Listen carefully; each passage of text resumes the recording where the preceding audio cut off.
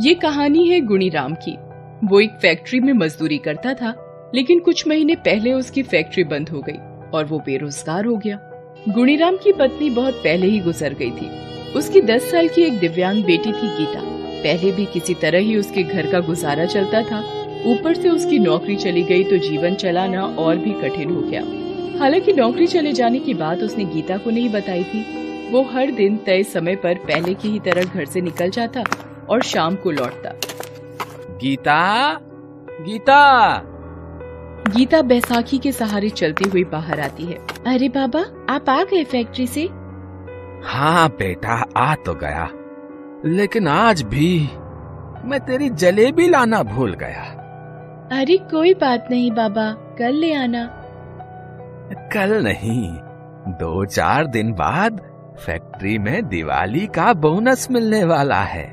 जिस दिन मिलेगा उसी दिन तेरे लिए एक सुंदर सी फ्रॉक और जलेबी दोनों लेता आऊंगा।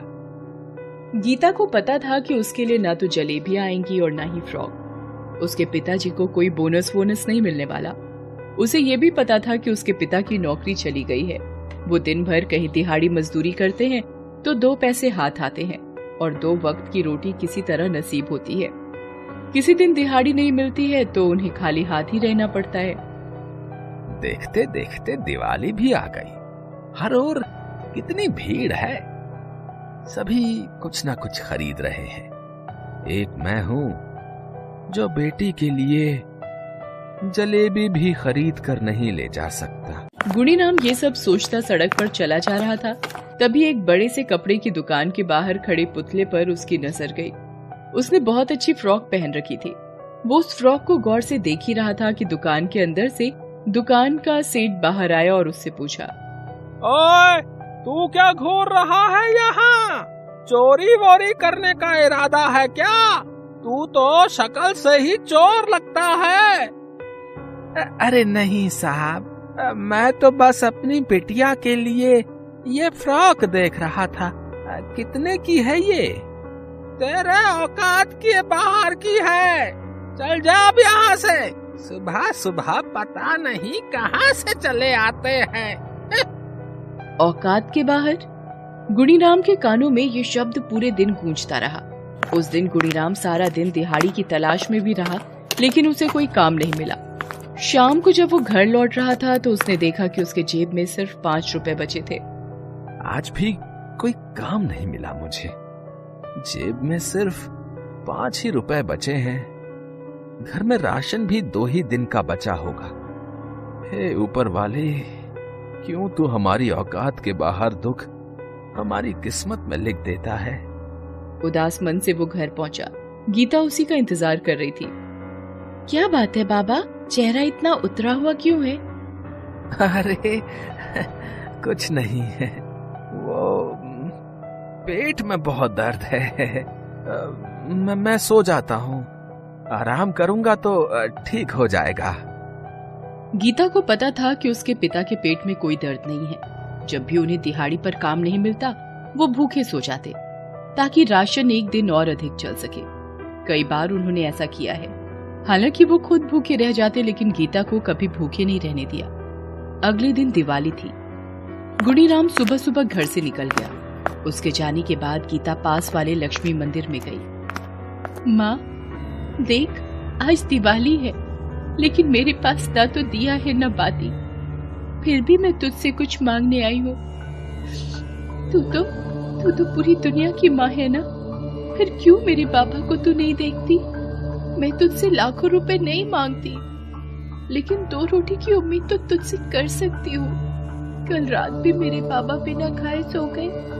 उन्हें कुछ हो गया तो? क्या माँ तू ऐसे ही दुनिया चलाती है? देख, तूने मेरी माँ को छीन लिया। मैंने कुछ नहीं किया। तूने पूरी जिंदगी मेरी किस्मत पे बैसाखी लिख दी। मैं चुप रही, लेकिन मेरे पापा को तू दुख देगी तो मैं चुप नहीं रहूंगी। मैं लड़ूंगी तुमसे, खूब लड़ूंगी। माँ, मेरे पापा पर दया कर, उन्हें काम दिला दे माँ, उन्हें काम दिला दे माँ। आज दिवाली है और मेरे हाथ पूरी तरह खाली हैं। आज कम से कम इतने पैसे मिल जाएं कि गीता के लिए जलेबी तो लेकर चला जाऊं। गुणीराम ये सब सोचते हुए उसी बड़े से कपड़े की दुकान के पास से गुजर रहा था। आज भी उसकी नजर उसी फ्रॉक पर थी। तभी दुकान का सेठ उसे बाहर निकलता दिखाई दिया।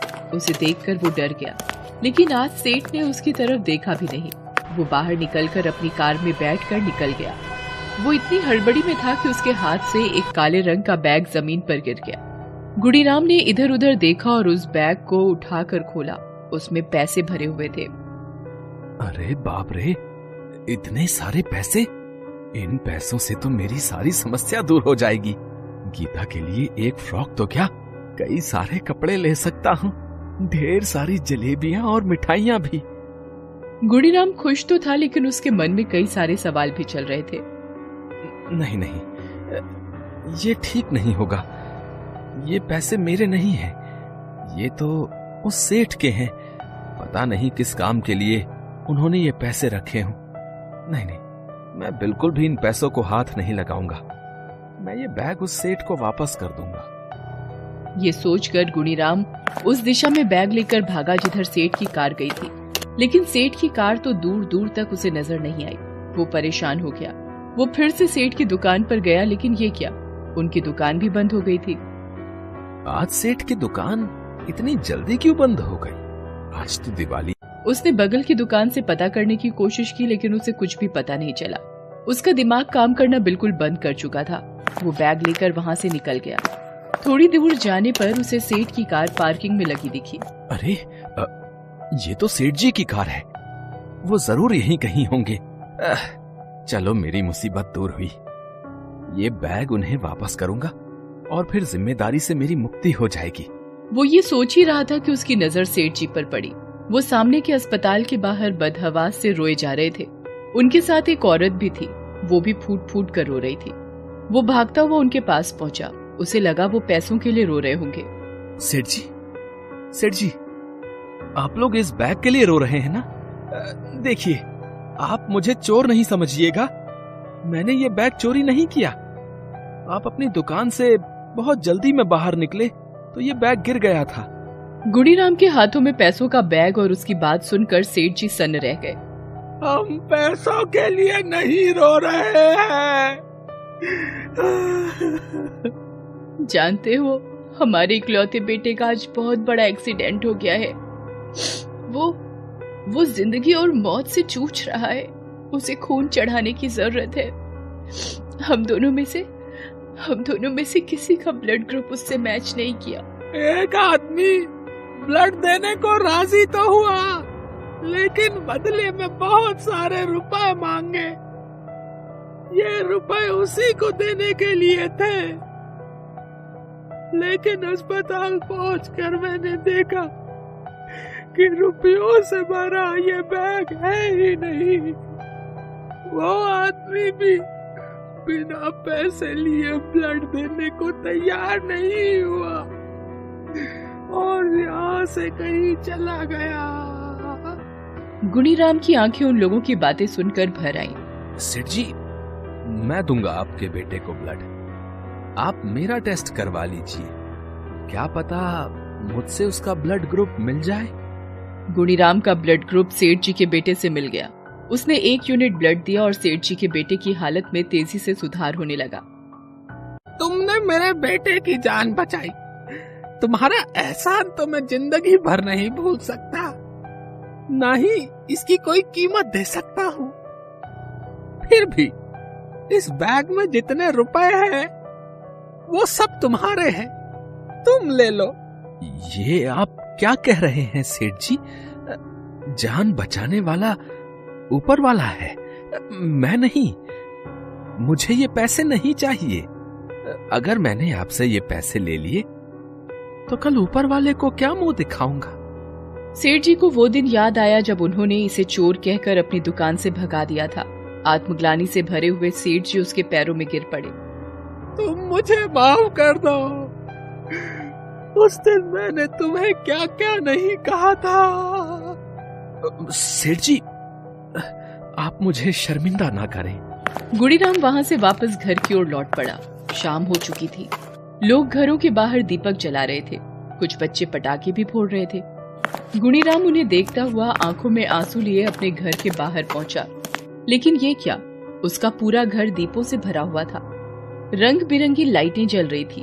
उसकी बेटी गीता ने वही फ्रॉक पहन रखी थी जो उसने उस सेठ की दुकान में देखी थी।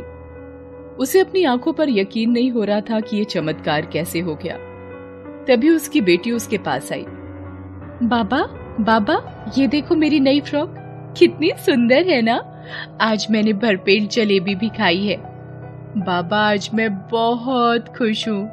लक्ष्मी माता ने मेरी सब मन्नत पूरी कर दी। बाबा, आज तुम्हें नई नौकरी मिली है ना? नौकरी?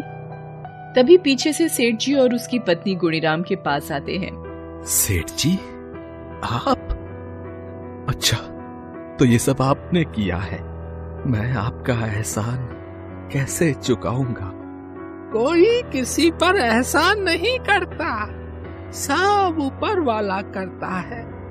वैसे तुम मेरे यहाँ नौकरी तो करोगे ना? बिल्कुल करूंगा सेठ जी, बिल्कुल करूंगा। Thanks for watching.